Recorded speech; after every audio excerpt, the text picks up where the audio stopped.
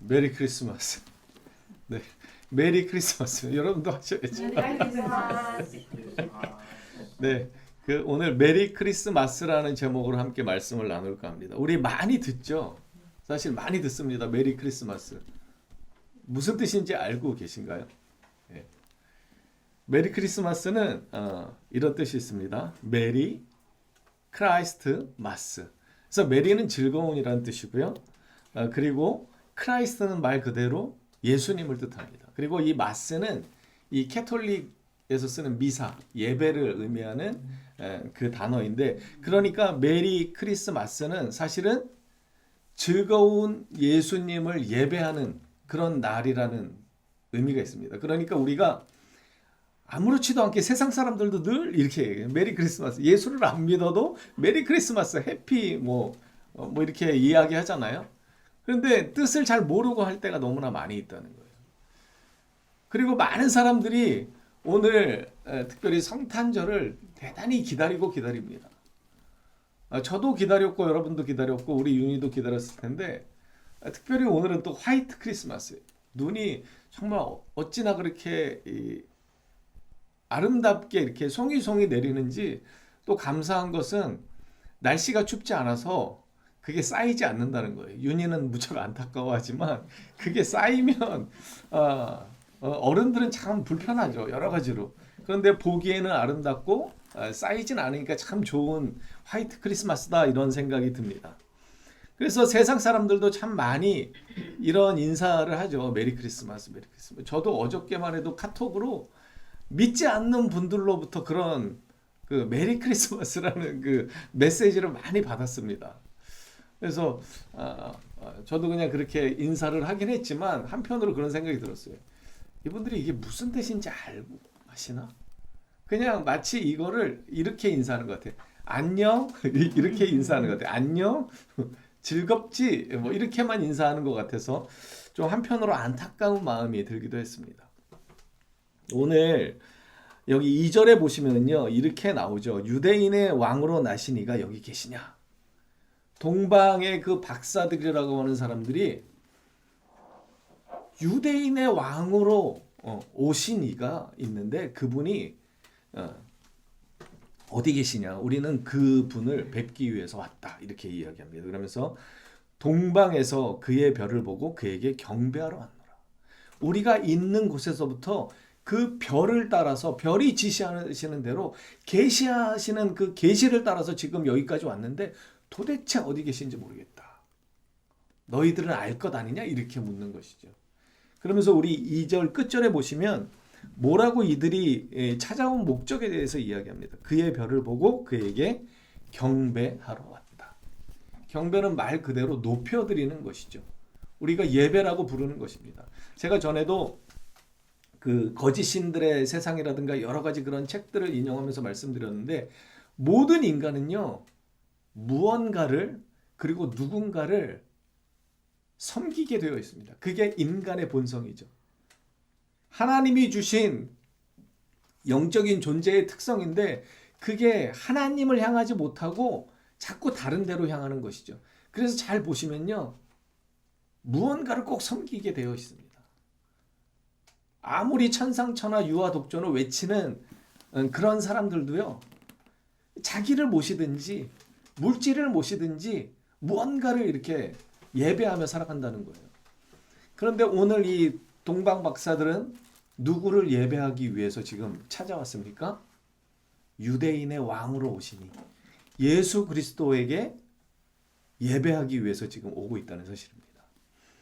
그리고 여기 3절에 보면 헤롯 왕이 나오죠. 헤롯 왕이 나오는데 이 사람은 아주 악독한 사람입니다. 자기 자식들도 다 죽인 사람이에요. 그만큼 권력 욕에 완전히 사로잡혀가지고 나중에는 뭐 거의 정신병에 걸리다시피 해가지고 죽었던 사람인데, 당시 이 헤롯 왕 때 어떤 일이 있었습니까? 유대인의 2살 밑에 아이들을 다 죽이도록 했습니다. 왜냐하면 구약의 이 예언이 성취된다는 걸 알았기 때문이죠. 이 동방 박사들이 찾아온 이후로 그 일이 이제 행해지게 되는 것입니다. 아까 말씀드린 것처럼 무릎을 꿇고 상대방에게 경의를 표하는 이것이 예배이고 경배이죠. 그들은 이것을 위해서 온 것입니다. 민수기 24장에 보면 벌써 이 선지자를 통해서 이것이 예언되어 있습니다. 내가 그를 보아도 이때의 일이 아니며 내가 그를 바라보아도 가까운 일이 아니로다. 한 별이 야곱에게서 나오며 한 규가 이스라엘에게서 일어나서 모압을 이쪽에서 저쪽까지 쳐서 무찌르고 또 셋의 자식들을 다 멸하리로다. 한 별이 나오고 이 별이 곧 누구를 이야기하는가? 메시아를 이야기하고 그리스도를 이야기하는 것이죠. 그래서 오늘도 보면 본문에 그 별을 보고 그에게 경배하러 왔노라 이렇게 이야기합니다.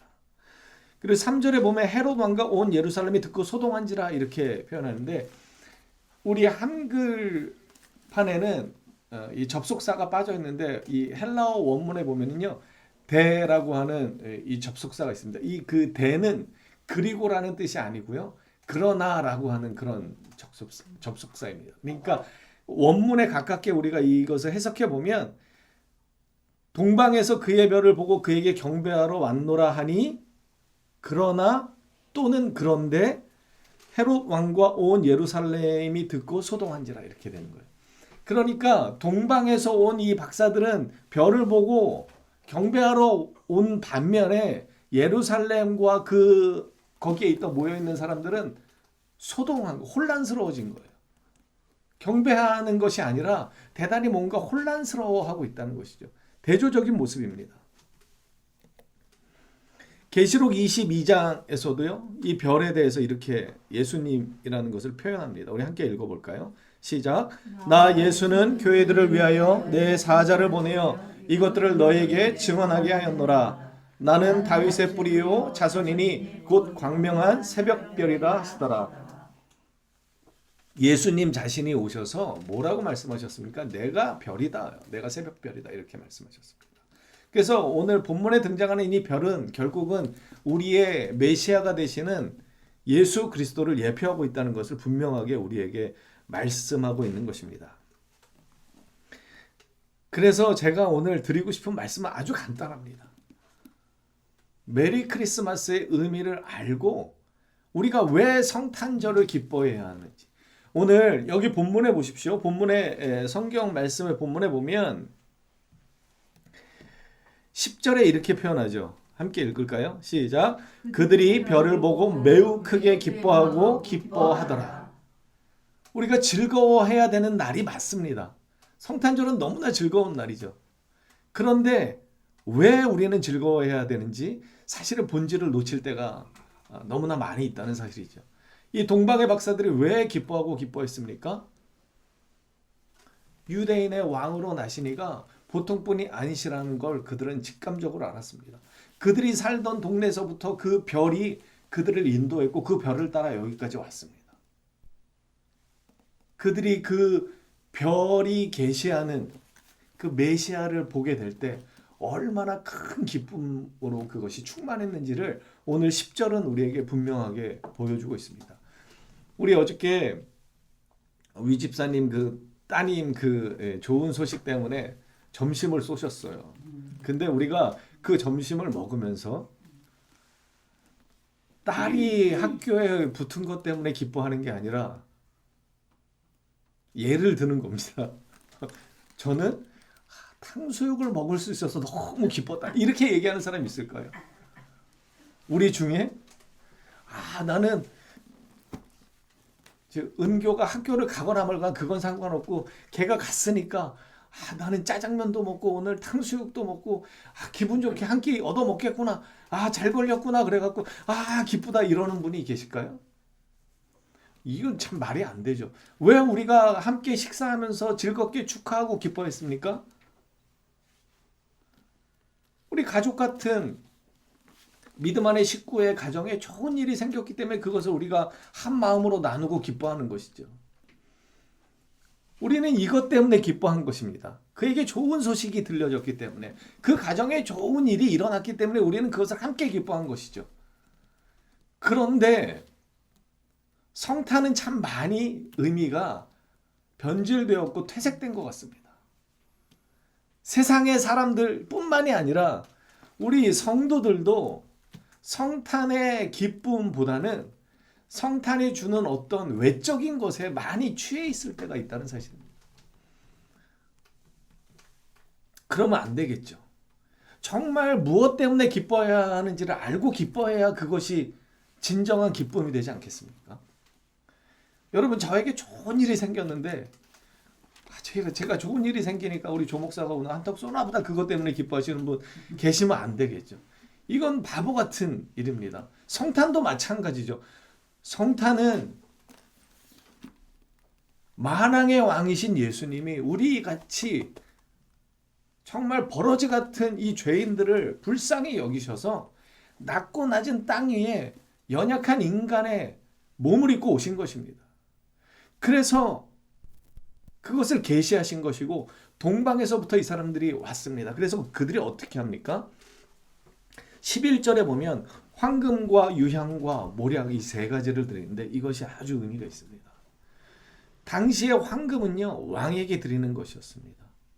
유향은 제사장에게 드리는 것이었고요.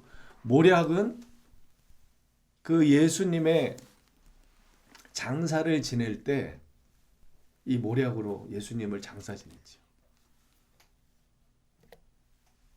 그래서 이건 어떠한 의미가 있냐면 황금을 드릴 때 당신은 나의 왕이십니다.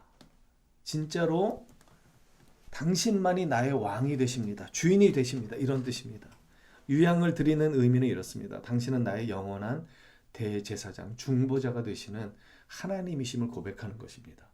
모략을 드리는 것, 예수님이 나를 위해서 죽고 나를 위해서 다시 사신 것, 이 희생을 드러내는 것이고 그래서 당신만이 나의 구원자가 되십니다라고 하는 이 놀라운 고백을 동방 박사들을 통해서 성경은 우리에게 보여주는 것입니다. 우리가 예수님을 예배할 때 어떠한 마음으로 예배해야 하는가? 당신만이 나의 왕이 되십니다. 그런데 여기 본문에 등장하는 헤롯은요, 자기가 왕이에요. 그래서 어떻게 합니까? 8절에 보시면요, 성경을 좀 보세요. 8절에 보시면 헤롯이 이렇게 이야기합니다. 베들레헴으로 보내며 이르되 가서 아기에 대하여 자세히 알아보고 찾거든 내게 구하여 나도 가서 그에게 경배하게 하라. 근데 이게 진짜입니까? 아니죠. 죽이기 위해서 그 정보를 캐내는 것입니다. 헤롯은요, 이 권력 욕에 사로잡혀가지고 자기 아들도 다 죽였어요. 그런 사람이에요. 미치광이입니다. 권력에 미친 미치광이에요. 그런데 불행하게도 헤롯만이 그런 게 아니라 사실은 우리도 헤롯 같을 때가 너무나 많이 있다는 사실입니다. 주님이 나의 왕이셔야 되는데 내가 왕의 자리를 딱 차지하고 있어가지고 그걸 내려놓지 못하는 거예요. 내 고집을 꺾지 않고 내 뜻을 꺾지 못하고 하나님의 뜻을 따라 살아야 하고 예수 그리스도의 뜻을 따라 살아야 하는데 그렇지 못하고 그냥 내가 왕인 것처럼 내가 주인인 것처럼 그렇게 살아갈 때가 많이 있다는 것입니다. 여러분, 이 동방 박사들이 황금과 유향과 모략을 드릴 때 이것은요, 정말 예배자의 모습을 우리에게 보여주는 것입니다. 예수님을 어떻게 우리는 섬겨야 합니까? 왕으로 섬겨야 하고 제사장으로 섬겨야 하고 나의 구원자가 되셨다는 사실을 알고 섬겨야 합니다. 죽을 수밖에 없는 이제 사형 선고를 받고 얼마 남지 않은 삶을 살아가는 사람에게 새 생명을 준다면 얼마나 기쁘겠습니까? 그러면 그 새 생명을 준 은인을 만날 때마다 여러분 어떻게 감사하시겠습니까? 성탄은 그런 의미의 날입니다. 자, 누구에게 예배하는 것이에요? 마태복음 4장 10절에 보면 이렇게 말씀하시죠. 예수님께서 사역을 시작하실 때 하셨던 말씀입니다. 예수께서 말씀하시되 사탄아 물러가라 기록되었으되 주 너의 하나님께 경배하고 다만 그를 섬기라. 사탄이 유혹하죠. 모든 세상의 것 다 줄 테니까 나에게 절하라고, 나에게 경배하라고. 그랬더니 이렇게 하는 것입니다. 그리고 오늘 본문을 잘 보시면은요, 11절에 보시면요. 집에 들어가 아기와 그의 어머니 마리아가 함께 있는 것을 보고 엎드려 누구에게 경배합니까? 아기께 경배합니다. 예수님께 경배하는 거예요. 마리아를 높이는 것이 잘못되어 있다는 것을 성경은 우리에게 분명히 보여줍니다. 아기 예수께 경배하는 거예요. 성탄절은 아까 말씀드린 대로 즐겁고 행복하고 기쁜 날이면 분명합니다. 그런데 왜 무엇 때문에 우리가 기뻐해야 하는지를 좀 살펴봤으면 좋겠습니다. 오늘 특별히 저도 기뻐요. 예. 기쁘고 감사하고 참 그런데 아까 말씀드린 것처럼 정말 선물이 주는 그런 어떤 즐거움, 그냥 연말 연시에 서로 안부를 묻는 그런 따뜻한 정, 참 좋죠. 그런데 그런 것 때문에 기뻐해야 하는 날이 아니라는 사실입니다. 그거는 아주 부수적인 것이죠. 우리가 잔치에 참여하면 기쁨을 누리는데 잔치의 본질이 무엇입니까? 우리가 혼인잔치에 참여하게 되면 그 혼인을 기뻐해야 하는 것이 하객으로서의 마땅한 도리죠. 그런데 이 혼인에는 관심이 없고 오직 음식에만 꽂혀 있는 분들이 있어요. 부끄럽지만 저도 그럴 때가 있는 것 같습니다. 식장에 갔는데 결혼식에 별로 관심이 없어요. 그리고 바로 식당으로 갈 때가 여러분 있지 않습니까? 이건 뭔가 잘못된 것이죠. 눈이 내리는 아름다운 풍경도 좋습니다. 아름다운 빛을 발산하는 이 빛의 형연도 여기저기서 막 펼쳐지죠. 저희도 전에 몇 년 전에 이렇게 그 청계천에 가봤더니 아주 아름답더라고요. 뭐 크리스마스 트리도 너무 아름답죠. 선물, 카드 참 좋습니다. 그런데 성탄절은 그것 때문에 기뻐하는 날이 아니라는 사실입니다. 정작 우리가 기뻐해야 하는 이유는요. 오늘 제가 그 묵상할 때 누가복음 2장 11절의 말씀을 읽어드렸는데 함께 읽어보겠습니다. 시작. 오늘 다윗의 동네에 너희를 위하여 구주가 나셨으니 곧 그리스도 주시니라. 누구를 위해서 나셨다고 그래요? 너희를 위해서. 이걸 바꿔 말하면 나를 위해서 예수님이 태어나셨다는 거예요. 이 땅에 오셨다는 거예요. 나 때문에. 나를 구원하기 위해서 오셨다는 거예요. 그래서 이렇게 이야기하는 거예요. 오늘 다윗의 동네에 너희를 위하여 구주가 나셨으니 곧 그리스도 주시니라. 메시아 주인이신 예수님이 너희를 위하여 이 땅에 오셨다 이렇게 선포하고 있는 것입니다. 그래서 누가복음에 보면 그렇잖아요. 하늘에는 영광이고 땅에서는 기뻐하심을 받은 사람들의 그 말씀이 이어지죠. 갑자기 생각이 안 나는데 시편 35편 9절에도 보면요. 시편 기자가 이렇게 고백합니다. 내 영혼이 여호와를 즐거워하며 그의 구원을 기뻐하리로다. 여러분 시편 기자가 그냥 맹목적으로 기뻐하는 게 아니에요. 즐거워하는 게 아니에요. 시편 기자들의 이 고백을 잘 살펴보면요. 다 이런 이 인과관계가 있습니다. 내 영혼이 여호와를 즐거워한다는 거예요. 그 하나님을 보면서 기뻐한다는 것이죠. 마치 오늘 본문에 보면 동방 박사들이 그 별을 보고 기뻐하고 크게 기뻐했다라고 표현하는 것처럼 이 시편 기자들도 마찬가지입니다. 내 영혼이 여호와를 즐거워합니다. 기뻐한다 이거죠. 그런데 왜 기뻐합니까? 우리 그 뒷부분을 읽어볼까요? 시작. 그의 구원을 기뻐하리로다. 그 구원이 뭐예요? 하나님이 나에게 베풀어 주시는 구원입니다. 지옥불에 떨어져 죽을 수밖에 없는, 영원토록 고통받을 수밖에 없는 나를 위해서 구원을 베푸신 하나님이시기 때문에 그 하나님을 볼 때마다 기쁘고 즐거운 거예요.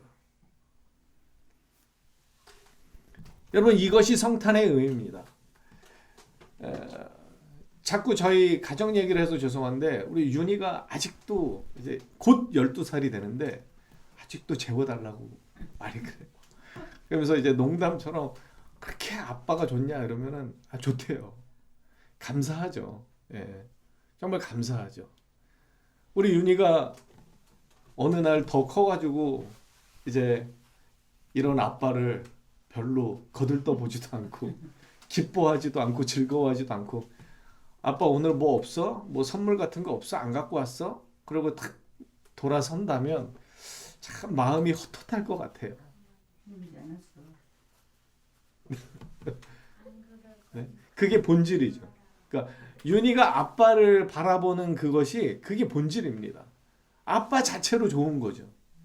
여러분, 우리가 예수님을 기뻐해야 하는데 왜 기뻐해야 합니까? 그분이 나에게 생명이 되시고 왕이 되시고 구원자가 되시기 때문이에요. 그런데 우리는 그분을 바라보면서 기뻐하기보다는 다른 것 때문에 막 기뻐하는 거예요. 막 선물 때문에 기뻐하고 여러 다른 사람들 때문에 기뻐하고 그냥 이렇게 분위기 때문에 기뻐하고. 여러분, 이것은 기쁘고 감사한 날이긴 하지만 잘못된 감사고 기쁨이라는 거예요. 시편 기자가 뭐라고 고백합니까? 내 영혼이 여호와를 즐거워하는데 무엇 때문에 즐거워하는 거예요? 그 구원을 주신 하나님 때문에 기뻐하는 거예요. 여러분 기억하십니까? 제가 우리 이번 추수감사 주일 때 역대상 말씀을 전해드렸는데 감사의 이유라는 제목으로 말씀을 전했어요. 감사의 이유가 뭐라고 그랬죠? 기억이 잘 나실지 뭐 전체적인 거 모르시겠지만 제가 감사의 이유에 대해서 설명하면서 그랬습니다. 선하시고 인자하신 하나님이 계시기 때문에 우리가 믿는 하나님은 언제나 신실하시고 선하시고 우리를 향해서 끝까지 사랑함으로 붙잡아 주시는 인자가 넘치시는 하나님이시기 때문에 그 하나님이 계시다는 것만으로도 우리는 언제나 감사할 수 있다. 이렇게 말씀을 전해드렸습니다. 시편 기자가 고백하는 것도 그렇습니다. 나에게 구원을 주시는 하나님 때문에 나는 기뻐하고 즐거워한다는 거예요. 이것이 공통된 시편 기자들의 고백입니다. 여러분 유명한 하박국 선지자의 고백도 우리 함께 좀 읽어볼까요? 시작. 비록 무화과 나무가 무성하지 못하며 포도나무에 열매가 없으며 감람나무에 소출이 없으며 밭에 먹을 것이 없으며 우리의 양이 없으며 외양간에 소가 없을지라도 나는 여호와로 말미암아 즐거워하며 나의 구원의 하나님으로 말미암아 기뻐하리로다. 이 하박국 선지자도 마찬가지입니다. 다 없어도 감사하다는 거예요. 그러면서 뭐라고 그래요? 나는 여호와로 말미암아 즐거워하는데 왜냐? 나의 구원의 하나님이기 때문에 나는 기뻐한다는 거예요. 나에게 영원한 생명을 주시고 나에게 참 하나님이 되어주신 그분 때문에 나는 즐거워하고 기뻐한다는 거예요. 먹을 게 없어도 기쁘고 많이 가지지 못해도 기쁘고. 이때의 상황이 어떤 상황이냐면요, 적군이 쳐들어옵니다. 그래서 이들의 그 삶의 터전이 곧 폐허가 되는 그런 상황이에요. 절체절명의 위기에 그냥 농사가 잘 안 되는 그런 수준이 아니고 적군이 그 삶의 터전을 완전히 휩쓸어 버려가지고 곧 생명이 끊어질지도 모르는 위기 상황 가운데 하박국 선지자는 이렇게 고백하는 거예요. 나는 그럼에도 불구하고 하나님의 살아계심 때문에 기뻐하고 나의 구원자가 되시는 그분 때문에 즐거워한다. 이렇게 고백하는 거죠. 여러분, 성탄은요 정말 즐거운 날이고 기쁜 날이고 감사한 날입니다. 우리를 찾아와 주신 그분 때문에 기뻐해야 하는 날이고 그분께 감사를 드리는 날이기 때문에 우리는 또 진짜로 감사한 마음으로 하루를 보내야 하는 것입니다. 여러분, 세상 사람들이 메리 크리스마스 외치는 거 좋습니다. 그런데 적어도 우리가 설명을 해줄 수 있어야 되지 않겠습니까? 성탄절이 어떤 날인지 그냥 이브가 되니까 밖에서 네온 사인 밑에서 술을 마시고 세상을 즐기는 그것이 성탄의 의미가 절대로 아니라는 사실입니다. 구원받을 수 없는 구제불능의 인간들을 불쌍히 여기신 하나님께서 방법이 없으니까, 도대체 이 인간들이 회복될 방법이 없으니까 자신이 이 땅에 찾아오시고 그 찾아오셔서 어떻게 하셨습니까? 직접 죄인이 받아야 할 십자가의 형벌을 대신 받으시고 우리에게 영원한 생명을 주신 그 놀라운 시작이 바로 성탄입니다. 성육신의 은혜가 그렇기 때문에 우리에게 너무나 감사한 것이죠. 여러분, 우리가 이제부터 메리 크리스마스를 외칠 때 이 의미를 좀 새기면서